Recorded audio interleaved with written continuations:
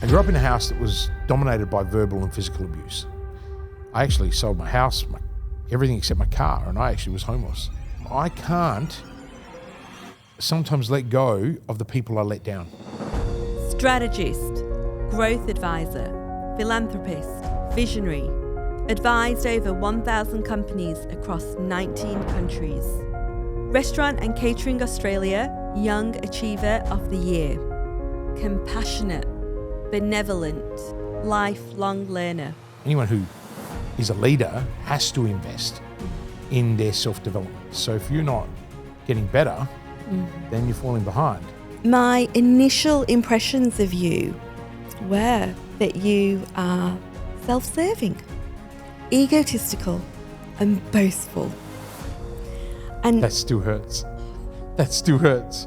Thank God we've made some changes, but that still hurts. welcome, Kristian. Really looking forward to our conversation today. For the purposes of our audience, can you summarize who you are and what you do? Cool. Simi, thank you. It's amazing to be here. And look, keeping it short, you gave me a 10-second window. I've already just taken that 10 seconds for myself. But no, what do I do? I mean, I'm a husband and a father to two most lovable, amazing children that have changed my life. And then Lucy changed my life first. That's my wife. I'm a growth advisor and a chief strategist. And we help entrepreneurs find meaning, create wealth, and achieve freedom. Because it's really important to get the balance of all three things. And so, why do I do it? When I found my purpose was to change the world one person at a time, starting with me. And on that journey of change and discovery, I uncovered that helping other people achieve meaning, wealth, and freedom was my purpose. And I've been very fortunate to be on that journey. Fantastic. And really looking forward to digging deep with you today and sharing lots about your story and the impact that you have had and that you'll continue to have, Kristian. I think for the purpose of the audience, though, it'd be really good to just share how we've come about getting to know each other and the journey that we've been on. Just to give a backstory, I came to one of your presentations here in Melbourne that you were delivering about a new program that you were launching. Having recently moved from the UK, from London to Melbourne, I was very keen to expand my network and also bring my business here to Australia. So for me to really learn how to market my business, my services, and to especially around digital marketing was really important for me. So that's why I came to the presentation. Now, Kristian, we've been working together for over 2 years, and I know I've shared this with you before. It's still hard for me to share it with you today because I find it's still hard for me to listen to it, just so you know, right? I find it confronting, Kristian. I have to say that. And the reason why is because my initial impressions of you were that you are self-serving, egotistical, and boastful. And that still hurts. That still hurts. Thank God we've made some changes, but that still hurts. It pains me to say that. Yeah. It really does, because as I've got to know you on this journey that we've been on together, I've seen a remarkably endearing side to you in terms of how you connect, you care for others, how empathetic you are, compassionate, and what a big heart you have. Thank you. I can hear that all day long. And it's really important for me to lean into this, Kristian, because that was quite a conflict with my initial perception of you. And I've developed a program called the Leader Mirror Immersion Program that really helps impactful leaders like yourself really dig deep using data and evidence. We've gone through a whole series of psychometrics to really unravel and unpack who you are And by that, I mean the dark side, the bright side of your personality, your values, your drivers. What is that inner core of Kristian? When we've gone through that program, and I shared that program with you, and you said, Simi, I'll invest in this program. I want to go through it. It's incredible the insights that have come out of that program. And I really want to bring those insights to life and bring them to the forefront, not just for you. We've had that conversation together, but I think for more people to know who you really are. Because that initial perception was a complete contrary to what I've really got to know and learn about who you truly are and who you are at the core. So tell me, Kristian, why did you want to invest in the program? Well, I think you kind of answered it because, I mean, for me, that first impression that you had of me wasn't something you told me until only recently. And that was one of the main reasons why you said, hey, why don't we sit down on a couch and have this conversation? And it was a very vulnerable moment. And if I rewind back to when I decided to join the program, what I found was that I trusted you. And, you know, we'd spent some time together. You were in my program.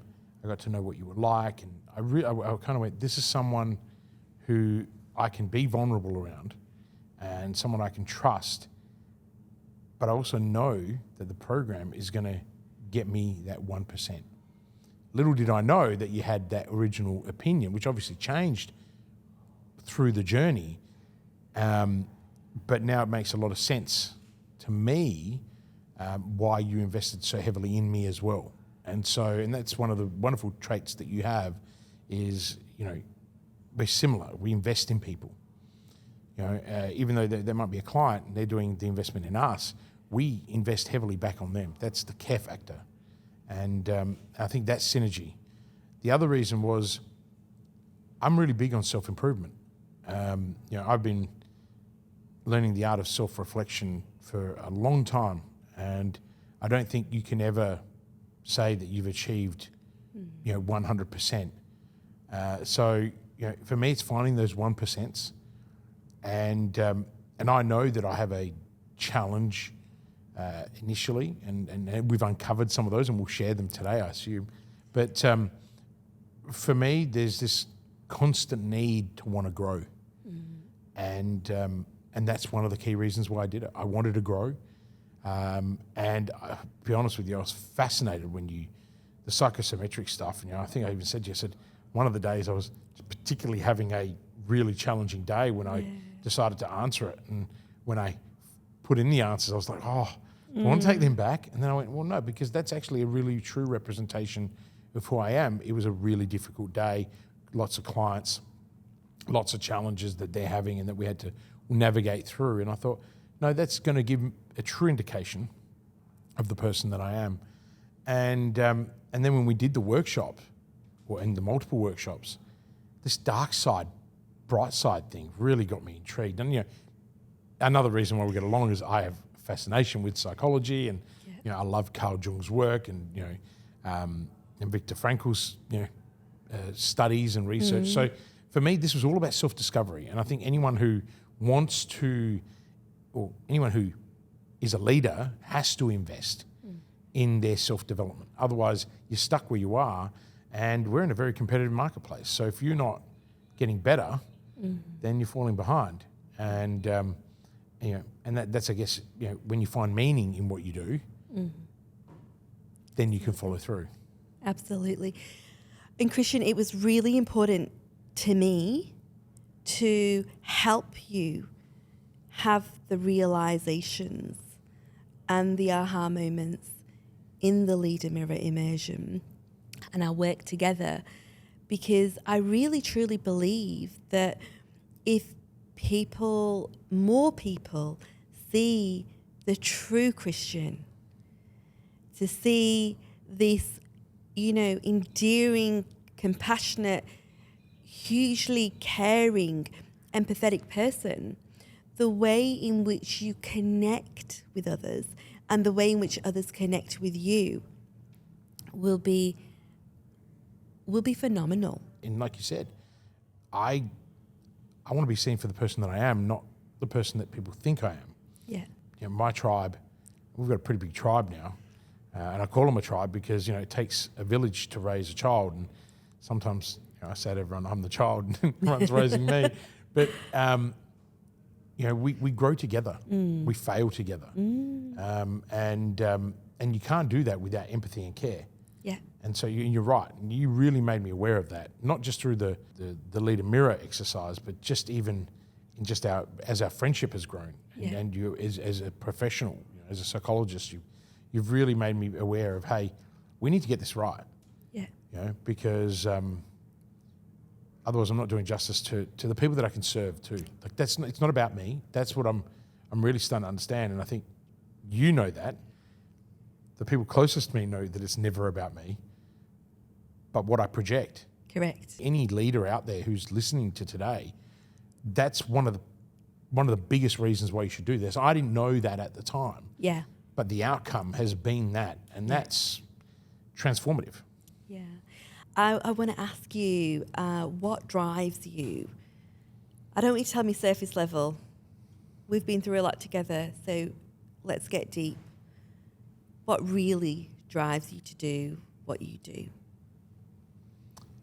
Well, my purpose drives me, okay? And as I said earlier, you know, I was very fortunate that I went on a self-discovery some 10 years ago, well, probably 13 now, where I was very lucky to uncover my purpose, which is to change the world one person at a time, starting with me, in order to live your best life. And, you know, as I said, to me, that best life is having achieved meaning, wealth, and freedom.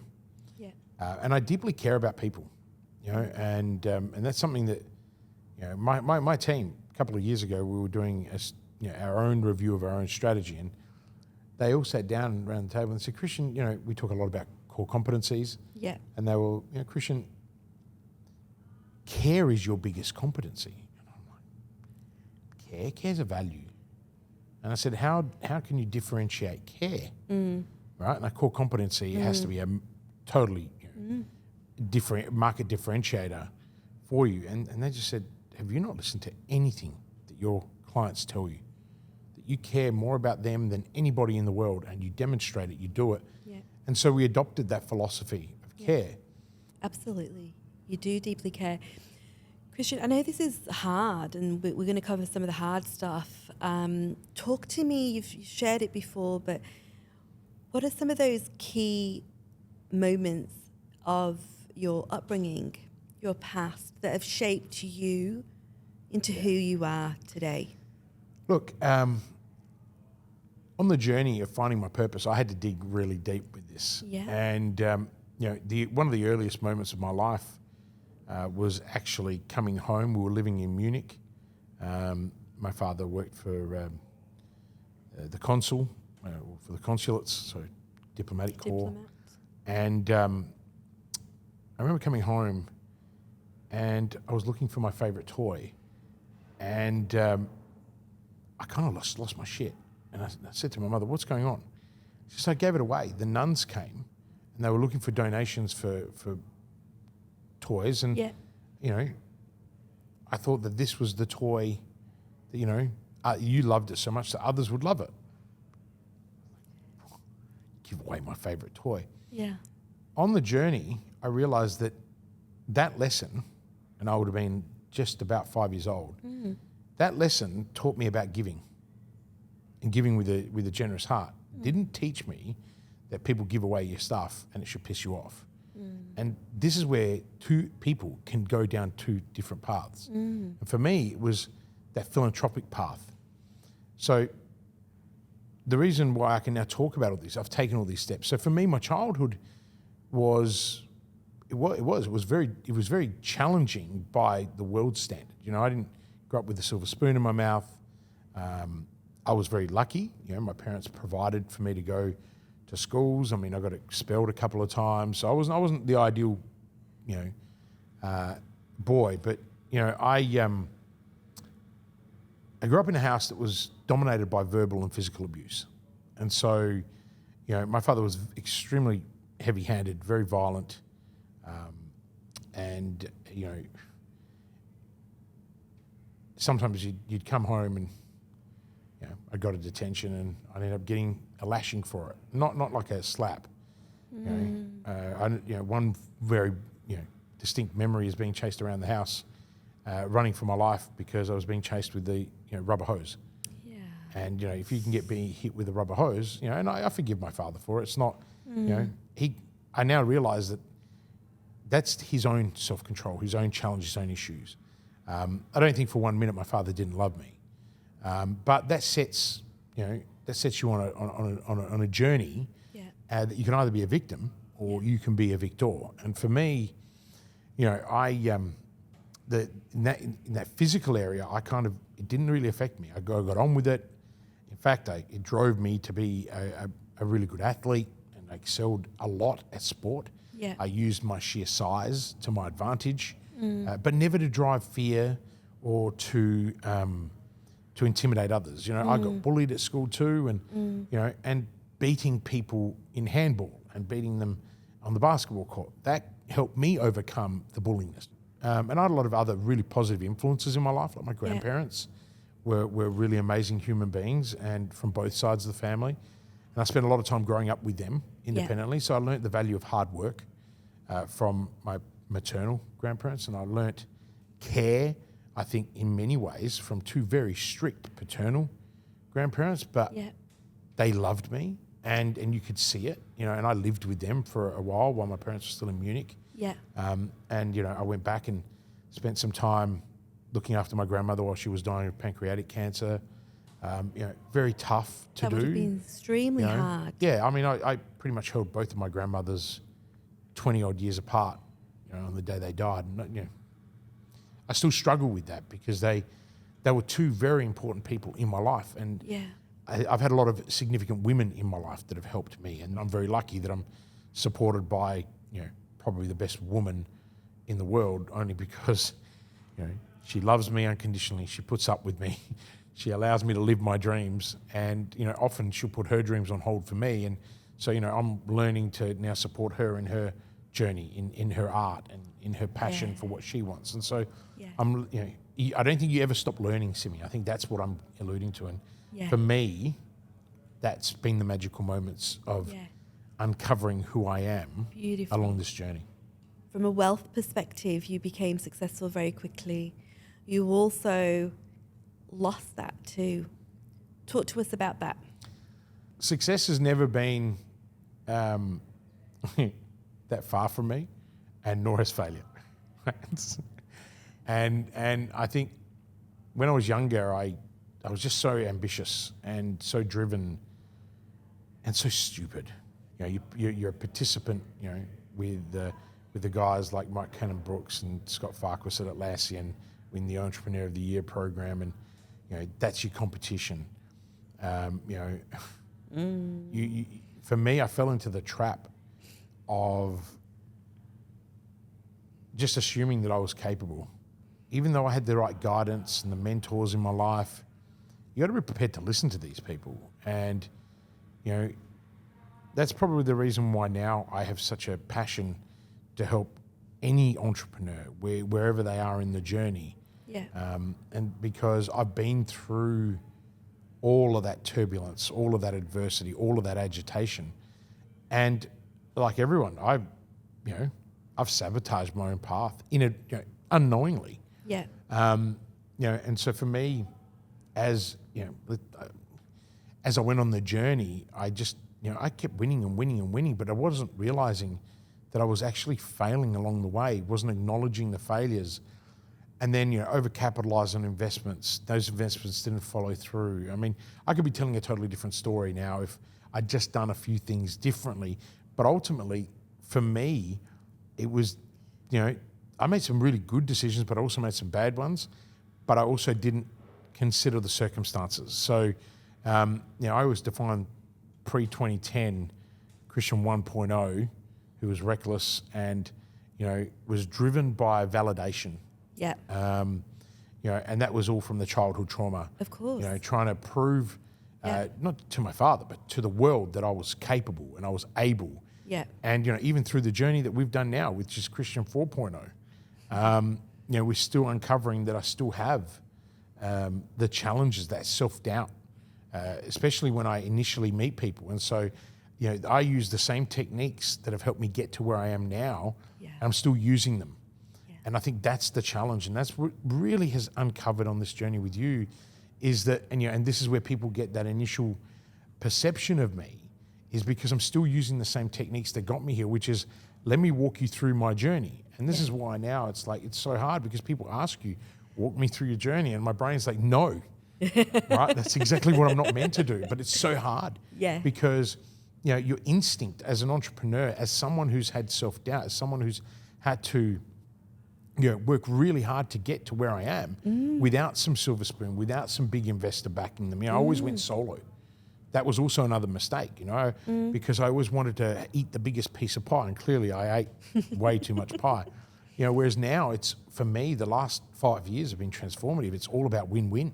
I've improved as a human being. And it's like, wow. So you just know how much you've grown in that time. Absolutely. I'd really like to know, what is really important to you? That one's easy. Lucy and my children, and our French bulldog, Louis. Oh, yes. Even if I lost everything again, and at start, I have my family now, and everything I do is for Leo and Lavender and Lucy. Even the level of risk aversion that I've developed around, investments and projects. Yeah. Lucy coming into my life changed my life. A lot of my friends say, a lot of my female friends say to me, "You really grew up." It's like this moment, but you're still the same person. And I find parenting a real challenge. It's not my comfort zone. Talk to me a little bit about that. What is not in your comfort zone? Oh, look, I'm not patient. And I've had to learn patience. I've had to learn a deeper empathy. Yeah. I'm used to people listening and doing exactly what I tell them to do. Good luck. My children don't do that. There are so many similarities with running a business. Yes. There is growing up your family, but the only difference is your business is not your baby. And I say this to all our clients who often come to me and they're like, "Oh, my business is everything." I'm like, "No, it's not." Listen to someone who's been involved in 80 ventures, where more than 30 or 40 failed, right? Yeah. You can't fail your children. And I think that's what we all try and never do. Yeah. But I constantly feel like I'm failing when it comes to my children, because it's just an area, it's not my strength. What's the biggest learning you've had with your children? There's been so many. I just think the biggest lesson for me is that unconditional love, and that empathy that you need to have, because they're learning, they're really unfolding. Like watching my children learn how to stand up as an entrepreneur was one of the greatest moments of my life. I never forget, and I'll use Leonardo as an example because that was my first experience of it. That's our boy. I wanted to go out and buy a helmet. He was just smashing his head everywhere. I couldn't stop almost crying because I'm like, "Lucy," and she's like, "Are you actually Googling?" I said, "Yeah, it says not to buy them a helmet." I'm like, so obviously other parents go through this too. Yeah. But watching him get up on all fours, or initially roll, then get up on all fours, then try and stand up, or sit up was the first step, and then try and stand up. And then it was wobbly and more wobbly. It fascinated me because I kind of went, where have we as adults forgotten this process? So true. It blew my mind, Simi. So out of all the lessons, I think that was fundamentally being able to single-handedly witness and being present enough. And I think that's the other thing. You've got to be present. They don't want hours and hours of your attention. My two do. but they're like their father. They need a lot of attention.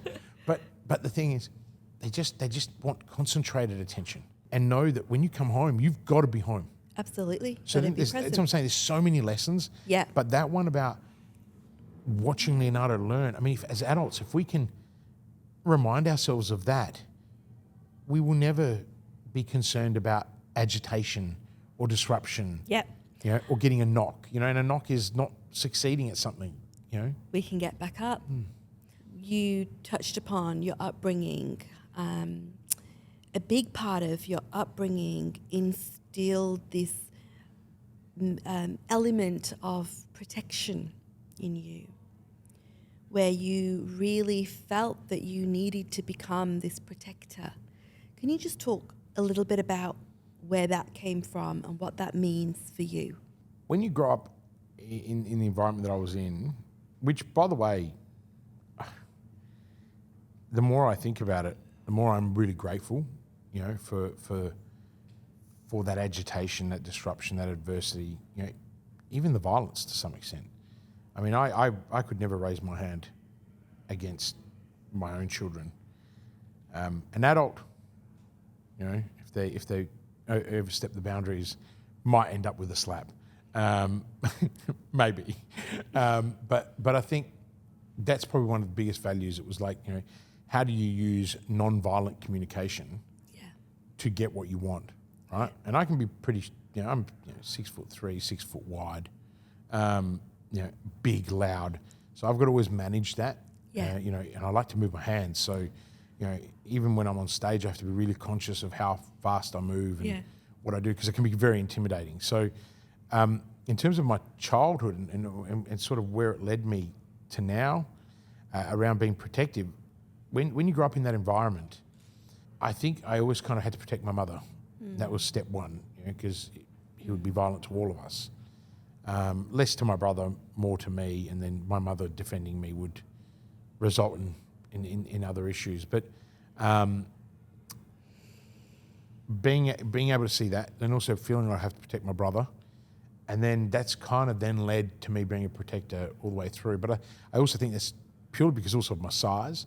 You know, when I saw my friends being bullied at school, I kind of always jumped in and was like, "Hey, let's sort this out." I did chuck a couple of guys into rubbish bins at school because they were bullying my friends, and they refused to listen. I mean, they played football and I played rugby, so there was also that rivalry. And in fact, one of those people I actually have a very good relationship with now, and we've been friends all the way through since that moment in time. Oh, wow. I look at those moments in my life through all the reflection that I've done, and you know, for me, it makes sense, you know, and so it makes sense that I've got a protective nature, but I'm also then now very protective of my clients. Yes. You know, I intimately care about the relationships they have at home. Yeah. I intimately care about the relationships that they have with their family. You know, and I think a lot of people in my line of work, they don't get into that. They think it's crossing a boundary. Whereas because my philosophy is about bringing meaning to their life, I can't complete their journey to freedom. No. I can help. Anyone can help you make money. Yeah. You know, so I mean, this is, you know, I say to people, if you're coming to me to help you make money, then you've probably, you know, you've made a good decision. You know, my team would say you've made a good decision. If you want to learn how to get free from not just yourself or from the self-sabotage, but if you want to set yourself free where you're doing what you do because you love it, because we bring meaning to it, then you're going to make even more money. And I think it's that sense of feeling fulfilled, Kristian. Yeah. You know, really helping people feel fulfilled. And fulfillment comes with energy. Yeah. Right? Like, you know, I think I say it to you all the time, I say it to everyone. Yeah. One of the biggest takeaways that I've ever had from Tony Robbins is, you know, where focus goes, energy flows. Yeah. And it's so real, it's so true in everything. And don't just use it in the context of, well, you know, if you put your attention to something, you know, where your focus really goes, energy will flow to it. Yeah. And then if you allow the universe to work with you, it will actually serve you. It'll open up doors. And, you know, I always say to people, it's not the circumstances that you're in that defines your future. It's the decisions you make. Oh, absolutely. Or the decisions you don't make. And so, and this is, I think, again, that commitment that I have to not being a victim. I'm always going to be a winner. I'm always going to be a victor. Yeah. Winning doesn't mean that you're always going to win. You're going to fail. You know, I take lots of inspiration from Michael Jordan. You know, and he always says, you know, when he gets asked, what is the singular thing that made you Michael Jordan? And he said, it's the shots I missed. You know, it's the failures that he had, because he then put his attention to it. Of course. You know, where everyone talks about all the jump shots that he made on the buzzer beaters, but he talks about the 30, 40, 50, 60, whatever the number is that he missed. Of course, yeah. And I think so many people miss that in his communication, you know. You want to galvanise your team. Well, you galvanise them by not doing more of the same. You galvanise them by doing activities that are fun and celebrate their achievements and celebrate regularly. Yeah. You know, and I play take, to their strengths. Correct. And I take inspiration, you know, from Maverick Top Gun, you know. Probably the most important scene in that entire movie is when they tell him that, you know, the mission, you know, Dagger has been, you always name a mission, right? Because if you name it, it gets done, right? You know, and so what does he do? He takes Dagger 1, 2, 3, 4, 5, 6 out on the beach to play gridiron, to try and galvanise them. Why? Because they were all individuals. They were 1, 2, 3, and they were all the best of the best. Yeah. So, you know, these are all the things that you learn from, you know, and a lot of these things I think you learn from your childhood. You learn from that adversity. Let's look at the data. So with the psychometrics, Kristian, off the charts, one of the areas that we look at is altruism. 100th percentile in altruism you scored. Talk to me about that altruistic side of yours. The altruism in terms of how much you value serving others. You've got a very philanthropic nature. Talk to me about that side of you. I think for me, giving has always been something that stemmed from that initial moment when my mother gave away that toy. And I think that was an embedded value at that moment. And it was about, you know, giving to those that needed more. And over the years, that developed into, you know, as I amassed wealth and success in Kristian 1.0, you know, I just used to give things away. You know, and I'll never forget my accountant one day rang me up and he said, listen, this year you've donated $250,000. Like, that's a lot of money to be giving away, and you're not accounting for it. You're not leveraging it. And I just looked at him and I said, mate, have you ever looked at the people we're giving it to? Right? And, you know, it was the homeless. It was you know, underprivileged youth, women who had endured domestic violence. I said, these are things that are important to me. And he goes, yeah, but Kristian, you're running out of money. And I was like, right. And I guess the motto there is that I was giving without consciously giving. Yeah. And I think that there's a balance between those two things. And so, interestingly enough, when I had to sell everything, I actually sold my house, everything except my car, and I actually was homeless. I spent 2 weeks couch surfing, slept in the car a couple of times. When was this, Kristian? This was end of 2009. Yeah. Early 2010.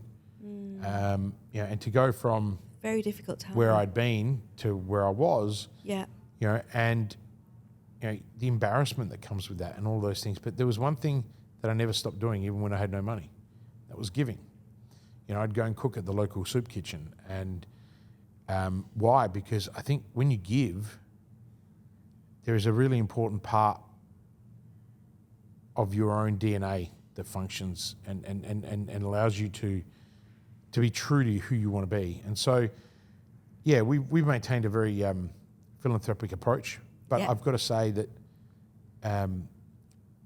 becoming a philanthropist opened so many doors. The moment I understood what I was doing and why I was doing it, and after I had gone through that loss of myself, you know, I doubled down. I became, you know, an ambassador for youth opportunities, you know, where, you know, we used my so-called fame to our advantage. And, you know, I'd be auctioned off live at auctions. It's a very daunting feeling, by the way. You know, where you've got all these other amazing philanthropists, you know, throwing money at you to cook in their house for 8 people, and you're going for $10,000, $15,000, $20,000. And then, you know, me wanting to create a unique and wonderful experience for these Yeah. people. And that's where those people got to see the real me behind the scenes, behind the curtain. Yeah. And some of my best friends and mentors are those people who stuck deep into their pockets to give. And so that gives you an inspiration to give. And, and then, what was it, 5 years ago, one of my mentors, Tony Keynes, OAM, came to me and said, I want to start a scholarship fund, general excellence scholarship fund at St. Peter's for boys who can't afford to come to the school, but they have an athletics background and, we're all ex-aths. And I was like, count me in, Tony. He's like, you sure? Count me in. And so we commit to that 3 years every cycle. We've now got another cycle, and Aidan, who went through the program first, he made us so proud. He not only excelled at athletics, he's an Australian champion, will probably go to the Olympics. But his academic journey, his results, and he built, so we were able to contribute to another family and to another person. Yeah. And now we've got another young man who's doing it. And now Lucy and I have recently been talking about donating portions of her art to the Wolford program for a young girl who wouldn't otherwise be able to afford to go to the school, to be able to go on a full art scholarship. So, and I think these things are not to say how amazing we are. Is I think everyone has an obligation to do so. And one thing I'm finding is that we don't talk about this a lot, but now in the circle of friends that we do, it's inspiring our friends to then contribute. And it's such a beautiful experience to be around. And, and look, we can afford to, right? That's the reason why as well. And I understand a lot of people can't, but everyone can afford to give up their time, you know? And, I have a corporate social responsibility program where we allow one person every 12-week cycle who can demonstrate to us by means testing that they can't afford to work in one of our programs, and we let them in free. Fabulous. And 2 of those are now my one-on-one clients. That was the journey from 3 years ago. These were people who couldn't afford to even pay a few $1,000s for a session, and now paying $7,000, $8,000 a month. Yeah. That's not through their sheer loyalty and the love and admiration that we've created for one another. It is because they put in the work. They got given an opportunity, and that's what I love. I love seeing people take their chances and own them. Yeah. Right? And I think that's, I'm actually really inspired while I'm saying this, because that's what motivates me. That's what really, truly drives me. It's something that fuels every cell in my body, and it stems from the giving. And I've seen you then completely back that person, support them and back them, because that's what you're really... See, if they show me... People show me courage. And they show me, and not just me, the team, I'll give you everything I got. Right? And I was saying to your amazing husband, Harvey, if I could do my job for free, like if I won that Powerball, I'd do my job for free. I want to take you to a moment and a beautiful story. When I read this in the papers about you helping Alex. Talk to us about this, because this blew my mind. You could call it a risk that you put yourself in, put the business in. But if we turn it around, the actual opportunity that you gave this young man. Alex Kolberg. What a wonderful human being. I didn't see Alex as a risk at all. The world did. Alex turned out to be probably one of my best apprentices that I've ever taught in a kitchen. Alex came to me through the Royal Society for the Blind, through a really good friend of mine, Catherine Gill. And Catherine said, look, I want you to meet this boy. He's legally blind, but he wants to be a chef. I was like, that I can do miracles, but this might be one that I might not be able to do. And she goes, you've come out of retirement to go back into the kitchen in the burger bar while you've been running all the other companies. It'd be really good if you just took a look at him. The day I met Alex, I didn't see any disability. I'm really emotional. I saw a boy, a man, who had been told his whole life he couldn't do what he wanted to do because he was legally blind. And I just went, and yet here he was standing in front of me saying, this is my dream. Well, who in the hell am I to not give someone their dream? And it was one of the best experiences I've ever had. And Alex completed his full apprenticeship with me. He ended up running the business, ended up buying into the business, went on to, get married, and have his own family. And, and there were trials and tribulations. At the beginning we had to navigate how we're going to work in the kitchen.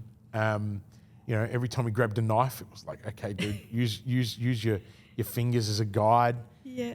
But it was about trusting him and allowing him to be him, and he never let me down.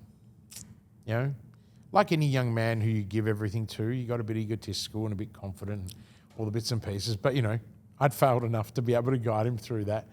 And it's really interesting. He actually messaged me the other day. I got tears in my eyes. He messaged me the other day asking me, hey, chef, I want to write a cookbook and I want to go to all the people that influenced me on food. Yeah. Can you contribute to it? I know you're not doing anything in this area at the moment.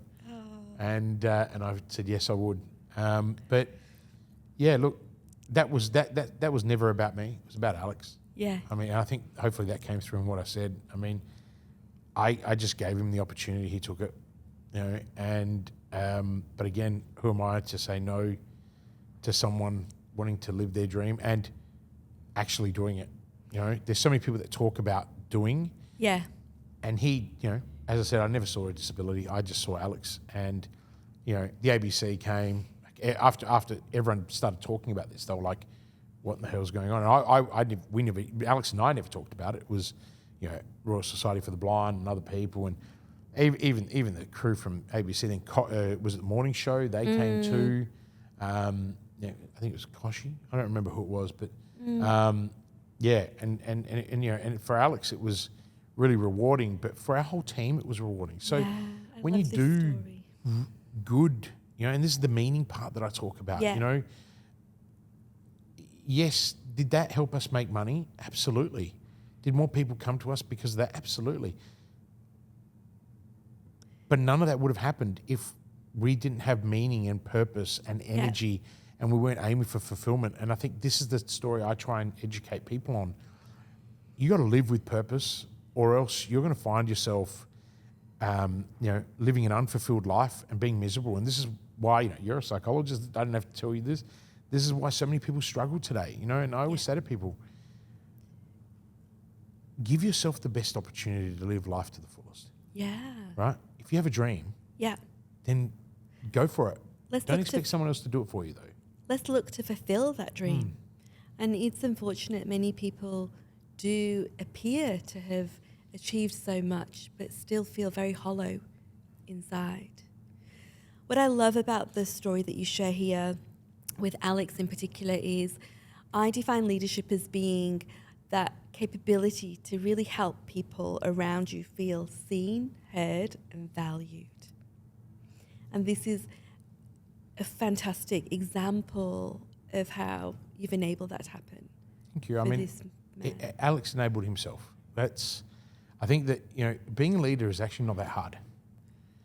It's being the follower that's hard, right? A movement is never actually created by the first mover. It's actually the first follower. Yeah. And I'm always fascinated by that. And so you as a leader, you got to surround yourself with really amazing people who are inspired not by you but by their own desire to excel. I think in terms of your trust and how you establish that trust with others, how did I come to trust you? Was because I saw this side in you that you are willing to listen, that you're willing to listen, take on board, be receptive to feedback. You're also willing to be vulnerable. And I think, coming back to what we said earlier, this takes courage. To go through this process really takes courage and a real deep level of vulnerability.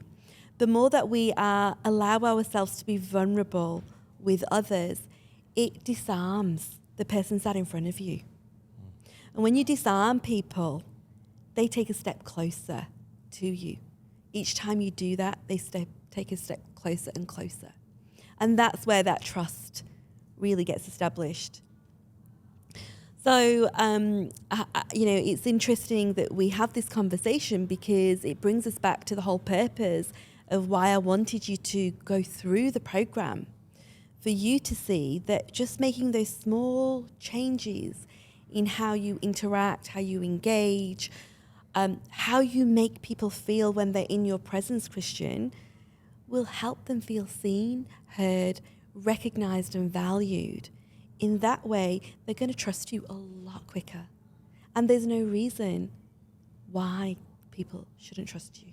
Thank you. But, going back to what we've learned through the process, the program together as well, you're deeply grateful. You come from a place of gratitude for all that you have, for the interactions that you have with others. Talk to me about this approach of gratitude and what it means for you. I mean, look, I don't see it in the same way that maybe you do. I mean, to me, I've earned everything that I've been given in life. I'm lucky to be alive. I've done some really stupid shit in my life. And there's been some circumstances that I have put myself into that, if there wasn't a greater purpose in this world for me, then I wouldn't be here. I now understand exactly why you wanted to do this, because this is stuff that I normally wouldn't talk about. I know. And so for me, I don't really know how to frame it in any other way other than you're wasting your life if you're not grateful. And the simplest things around you become the wow.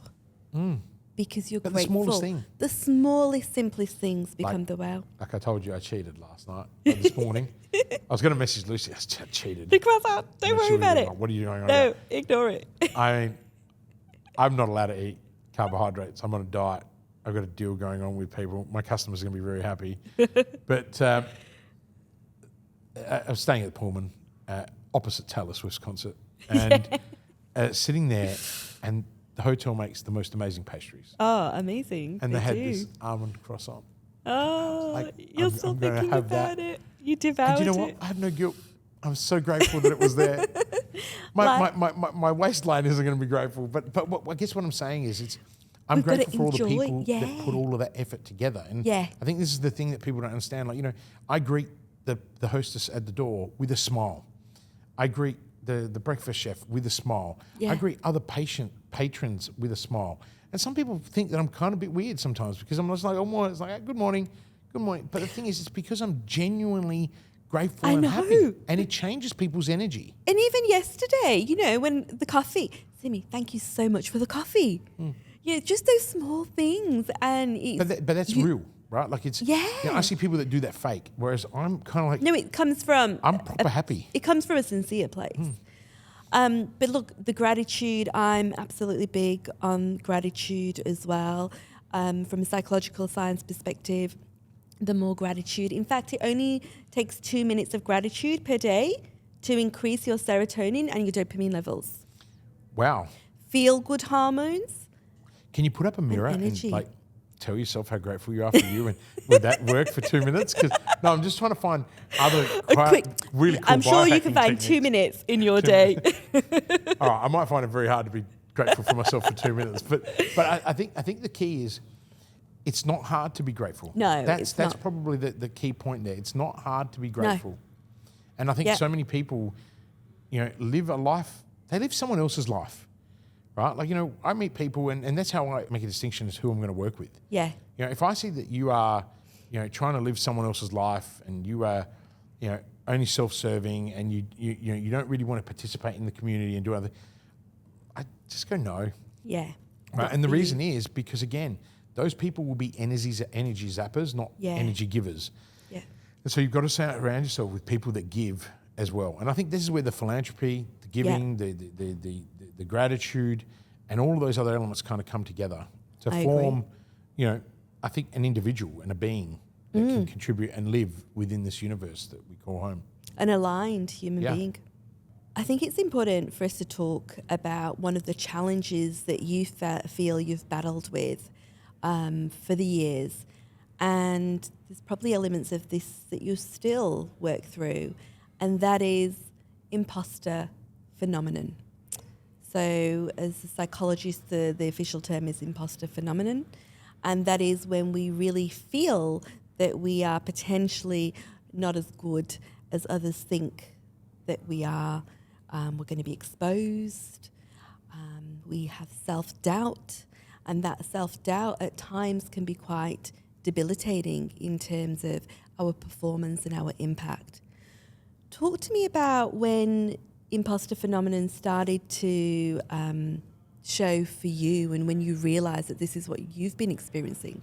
I can't sometimes let go of the people I let down. Yeah. Right? And that's my nature. And I can't, and this is why with my tribe, with the people in my circle, I don't let them down. Yeah. It doesn't matter. Even like when it was yesterday morning when I was flying out, Yeah. it only realised, because my diary is so curated, I didn't realise that my mastermind call was at the same time I was boarding. And lucky that Tay-Tay was flying in, so they pushed my flight out.